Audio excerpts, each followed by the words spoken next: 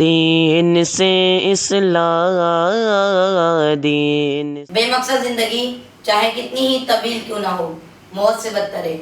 آج کے اس پرفتن دور میں ایک کام اپنی اصلاح خود کرنا سب سے مشکل کام لگتا ہے۔ ہمیں معلوم ہے کہ ہم میں کیا خوبی اور کیا خامیاں ہیں۔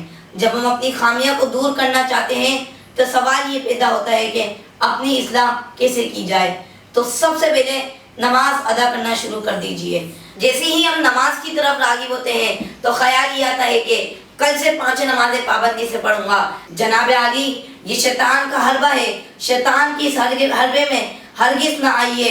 یہ شیطان کا حربہ ہے، اس حربے میں ہرگز نہ آئیے، اور نماز فوراً اسی وقت سے ادا کرنا شروع کر دیجئے، چاہے وہ آج سے آپ کو جون سی بھی نماز مل رہی ہے تو جلد از ہر نماز کی پابندی کی عادت بن جائے گی انشاءاللہ۔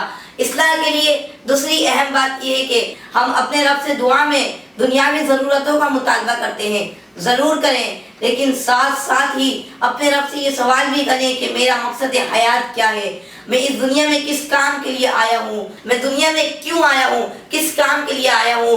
مقصد حیات کی جستجو ہی دنیا و آخرت میں کامیابی اور کامرانی دلائے گی۔ آج کل ہم نے کھانے پینے اور انٹرنیٹ اور جدید ٹیکنالوجیوں کو اپنا کر بہرا روی پر گامزن ہو رہے ہیں۔ آج کل ہم راتوں کو جاگ کر فضول چیٹنگ اور دیگر فضول خرافات میں مبتلا ہو رہے ہیں۔ یہ سب فضول کام ہے میرے دوستو، ان کاموں سے دور رہیے۔